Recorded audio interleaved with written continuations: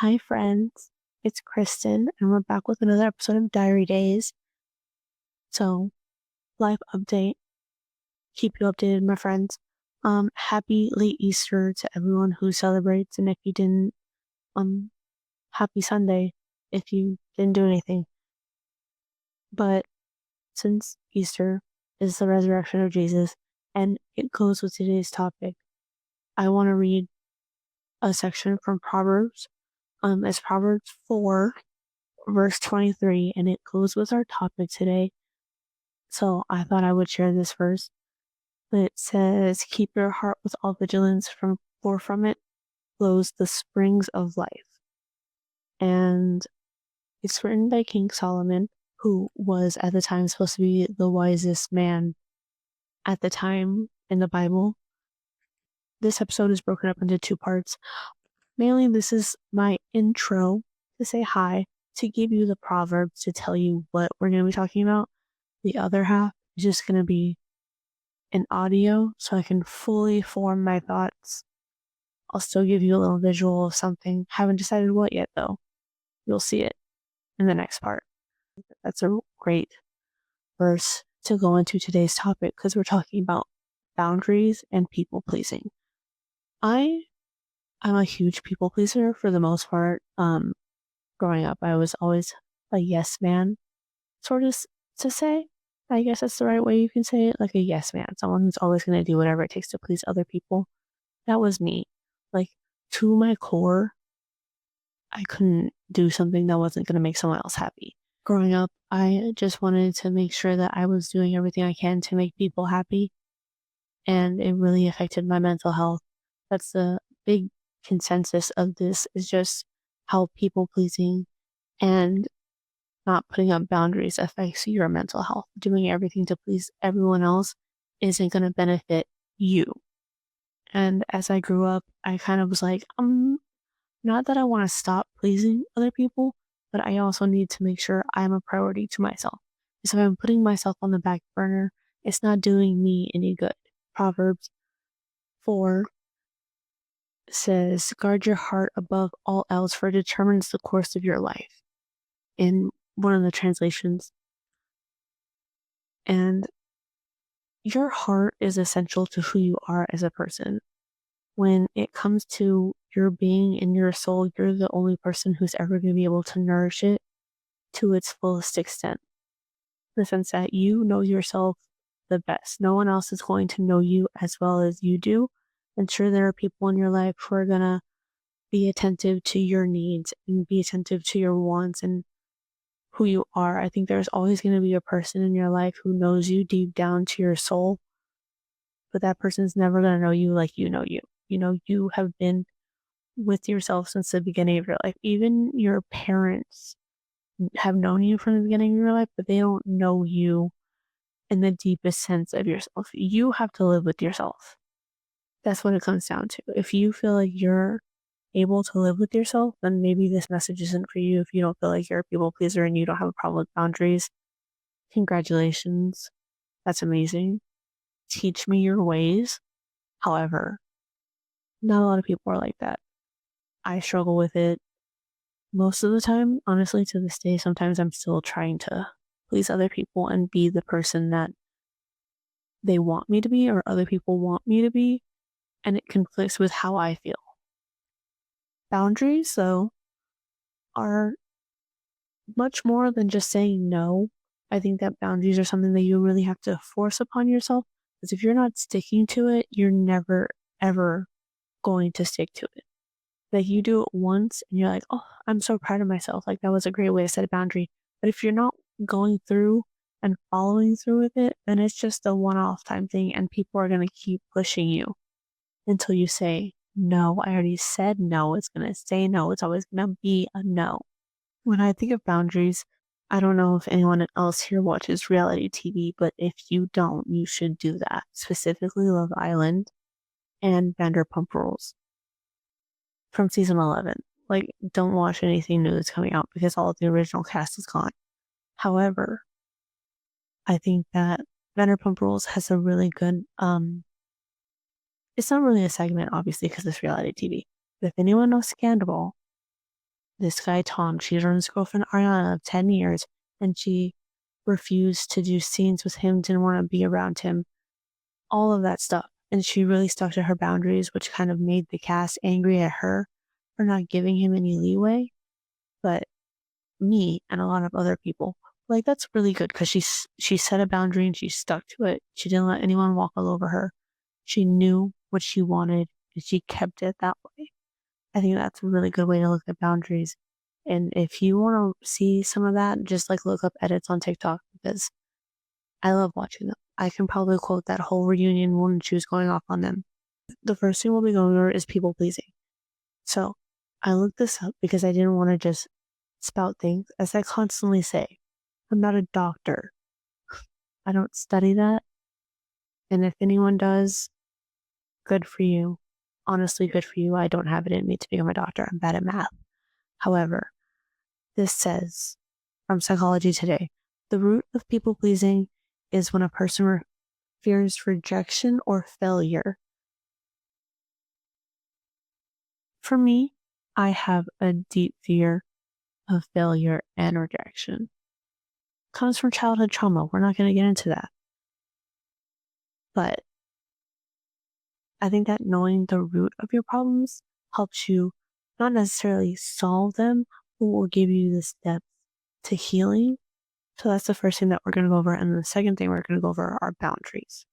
So specifically, boundaries are limits and rules that a person will set to define how they want to be treated. Not specifically just how you want to be treated, but it also states what you're going to tolerate in your life, in your relationships going forward.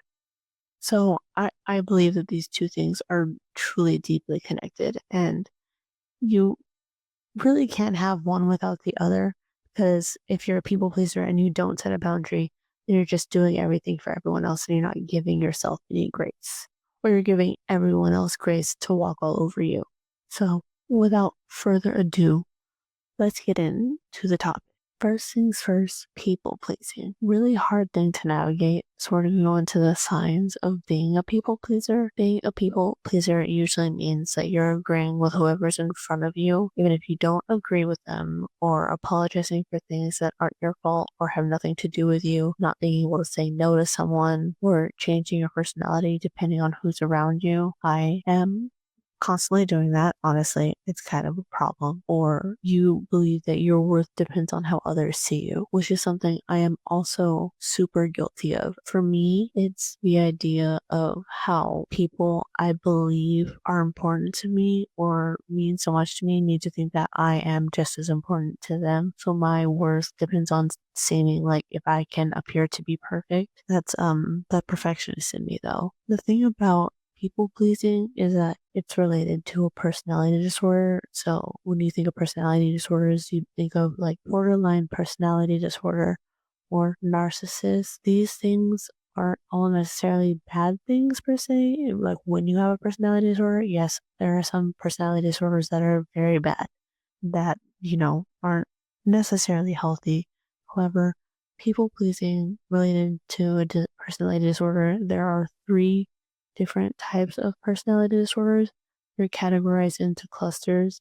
It's clusters A, B, and C. People pleasing falls into a dependent personality disorder, which is cluster C. So these dependent personality disorders come in when there's a person who needs emotional and physical needs, and those are these that are dependent on another person or just someone that they're close to, whether it's a friend or family or a romantic partner, or even like teachers. I know that sometimes we can get really close with our teachers. I was in high school. I had teachers that meant so much to me because they got me through the school year just by being an adult that you could really count on. That's one thing for me, at least. Not that I'm saying I have a dependent personality disorder. That's probably a whole different topic. When you have a dependent personality disorder, this means that you will constantly seek approval or reassurance from this person. To me, I was always constantly looking for the approval of my teachers. I still do it to this day. Like, I will constantly annoy a professor or someone just to make sure that I'm getting everything right, just because I want to be right and I want them to be proud of me. But that's just a me thing. So when you're constantly seeking approval or reassurance and then you don't get it, or you're doing everything you can to get it, you'll be burning yourself out, or you're going to be doing things that you normally wouldn't do for any other day just to make sure that this person will give you their approval. And these cluster C personality disorders really benefit from enforcing and setting boundaries because it helps, first of all, it'll help you clearly define a relationship between you and another person. For reference, each cluster has about 3 personality disorders in them. These 3 for cluster C are pervasive anxiety and fearfulness. So those disorders are avoidant personality disorder, dependent personality disorder, and obsessive compulsive personality disorder, which all 3 of them really relate to a strong need of reassurance or a fear of rejection or disapproval. Once again, all strongly need to have boundaries because they're being excessively focused on the other person and not on themselves. The real defining characteristics of cluster C personality disorders are fear and anxiety and avoidance of social situations, feelings of inadequacy, so feeling like you're less than others or not good enough, having a low sense of self-esteem and self-worth, and then being extremely sensitive to criticism and disapproval. I feel like from what I've told you guys about myself so far, you're like, oh yeah, that's you, girl. And you're right, but this isn't just an episode to call me out or to call anyone else out. However, if you relate to this, then hit me up and we will talk about it in depth if you want. And to be clear, like I say all the time, it should probably be my catchphrase at this point.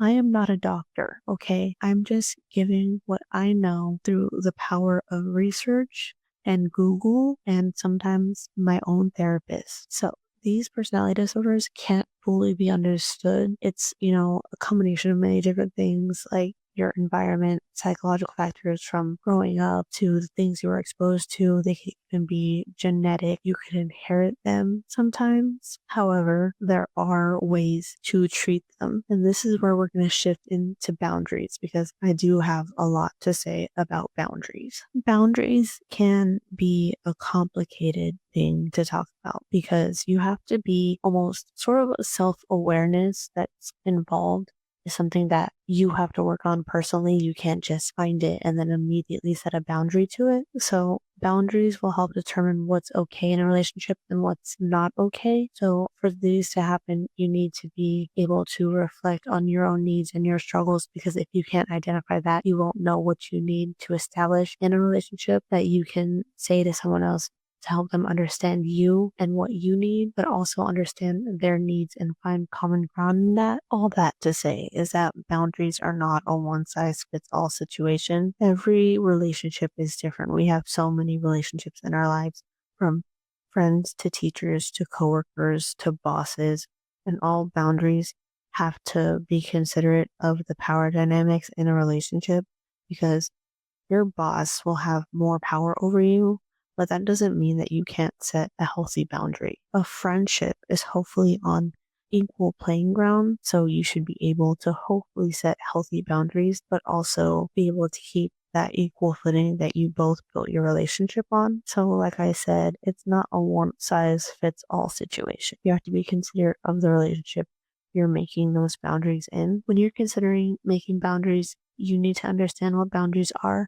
There are 7 different types of boundaries. To list them all, it goes emotional, material, intellectual, physical, sexual, time, and relationship. One of the most important ones, I believe, is emotional boundaries, because that deals with your feelings and your own mental health. If you don't want to disclose information with someone you just met, you don't have to do that.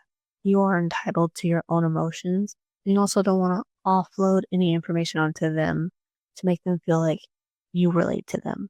If someone is going to share a deeply traumatic story with you and you want to be able to comfort them, you don't immediately have to share your own traumatic backstory just to validate their feelings if you're not comfortable with that. That is essentially the core of setting an emotional boundary. The next boundary would be a material boundary, which deals with the things that you own. So your possessions, your home, like your personal space, your belongings, your money. You don't have to share any of that with anyone if you don't want to. You could be completely okay with loaning someone money and then turn around and saying, no, I don't want you to come stay with me. Like, I'm sorry that you don't have a place to stay. I will give you money to give you a place to stay, but you can't stay with me. That's an okay thing to say because you have your own material boundaries set. The third boundary is intellectual boundaries, which you can also say are non-negotiable boundaries. This would have to do with things like your own ideas and your thoughts and beliefs. So saying, I don't want to share my stance on politics with you is completely fine, but like you don't have to be friends with someone who doesn't have the same political boundaries as you. That's okay. That's your own personal belief. You don't have to disclose your religious beliefs to anyone if you don't want to. And if you feel uncomfortable doing that, that's fine. Suffice to say that an intellectual boundary is saying that no one is entitled to your own thoughts. Your own belief system is your own, and that's valid to you. You don't have to make anyone see your point of view if it works for you. You just have to be okay with disclosing that and knowing that the other person doesn't have to reciprocate that. The next two boundaries seem like they're intertwined, and they can be in some cases. The next two boundaries are physical boundaries and sexual boundaries. But when it comes to sexual boundaries, I feel that they're more related to your partner and any place that you take up space with someone in a more romantic or intimacy setting. So sexual boundaries are more about intimacy, whether it's talking about it or acting it out. Those boundaries are more closely related to consent and gaining consent and understanding what it means to say no in any way, shape, or form, time, day, or place. Now, physical boundaries have to do with feelings about your body and the space you take up and how you allow people to interact with you. This I view as outside of intimacy and relationships, because for physical boundaries, it's more in the case of like, you don't have to hug a stranger, even though like you just met or you've known each other for a while. You don't have to hug someone if you're not comfortable with it. Or in the case of prolonged eye contact, you don't want to make eye contact with someone, just tell them that's a boundary. Or if you don't want someone standing too close to you, that's a physical boundary. For reference, one of the things that I have issues with based off of my own experiences is I don't like when people try to hug me from behind. I like to know when someone is trying to give me affection in a place where I can see them. So if someone tries to hug me from behind, it's going to freak me out more than it's going to comfort me. So that's a physical boundary that I have for reference for everyone who wants to know what I mean when I talk about physical boundaries. One of the last boundaries is time boundaries. And I think this is super important to what you believe in the sense of how you choose to spend your time, because you don't have to do anything that you're uncomfortable with. Like, this boundary prioritizes your values. So if you would rather stay in and study instead of going out to a club, that's completely okay. That's a boundary you have. Tell your friends or whoever wants to hang out with you, I actually want to prioritize my time doing things that bring me joy, such as let's sit around and have coffee together instead of let's going out clubbing and going drinking and going to a bar or whatever type of stuff that is. That's completely okay. It's all up to you and how you want to spend your time, and the person that you're talking to should be able to understand that boundary. And if they don't, then maybe that relationship just isn't for you. Now, the final boundary type is relationships. And this is kind of like the cherry on top of all of them. Like, the bow to wrap up the present is because these relationship boundaries deal with your connections with others. So it involves all of the previous boundaries or just some of them, maybe one or two. It's all different, each relationship type that you have. So a boundary that you have with a friend isn't going to be the same one that you have with a romantic partner. The one you have with a romantic partner isn't going to be the same as a coworker or a boss. They're all so intertwined and interconnected, but yet entirely separate from each other in a way that's really unique to your relationships. Suffice to say that that was a lot of information that I probably just dropped on you, so I'm sorry. However, taking all of what we just went over, there is a way to form healthy boundaries that equal healthy relationships. The most important thing to take away from this is that forming boundaries isn't to hinder your relationships, it's to protect your own emotional and physical well-being and still help your relationships thrive. Boundaries are self-preservation that keep you safe from codependency in your relationships, and it fosters your own independence into finding out who you are. And in the case of being a people pleaser, boundaries help you reinforce the belief that you don't need to control other people's emotions and thoughts and feelings and needs before your own. And having this type of realization allows you to put time back into yourself so you can prioritize yourself instead of pleasing others. And even though I spew all this information, that does not mean that I am good at setting boundaries myself. I am very self-aware, but I am also very much a people pleaser, so I know what I'm doing is wrong, and yet I still choose to do it anyway. All that being said, though, I do think that it is important to set boundaries, and I'm still learning how to do it myself in a proper way that pleases me and also doesn't harm my relationship with others. So my tips on setting boundaries is that you always have to be specific. Being clear with what you want doesn't allow people to step over what you want. So it doesn't allow for confusion. Like if you say, I want one thing, they could interpret it as another. So being specific doesn't allow this to happen or allow anyone to get any leeway. You have to be confident and assertive in what you want and what you need. This doesn't mean that you shouldn't be respectful, because being respectful allows for the other person in a relationship to be able to hear you out and feel like their voice is still being heard. So be respectful while not allowing someone to diminish how you feel. The next thing is to be consistent. You can't just pick and choose your exceptions to your boundaries, because if you do that, someone is going to try to disregard your boundary. They might say, well, you let me do this last time, or you let them do this. It's not fair to make exceptions for one person and then not do it for the next person. Don't let them take your boundaries and twist them to what they want. In order to combat that or just be helpful in finding out how boundaries work, you need to have support. So either a therapist or a friend. Essentially, you need to find someone who's going to help you when you're struggling with someone pushing back on your boundaries, or you even having trouble navigating boundaries for yourself. For me, it was really important for me and my therapist to go over finding things that I can use as tools to help regulate myself when I'm having issues, redirecting my boundaries in relationships and not letting myself be pushed towards someone else's needs and ignore my own. All of this is kind of like a lifelong learning process, because your boundaries with each and every person that you meet are going to be different. We as people are consistently evolving and changing, so we constantly need to be setting new boundaries in relationships, because no relationship is perfect. Nothing in life is perfect. So having these boundaries that are constantly changing, just like we are going to be the closest thing you have as to maintaining a healthy relationship with others. So with all the information that I just dropped on you guys, I really do hope that it is helpful.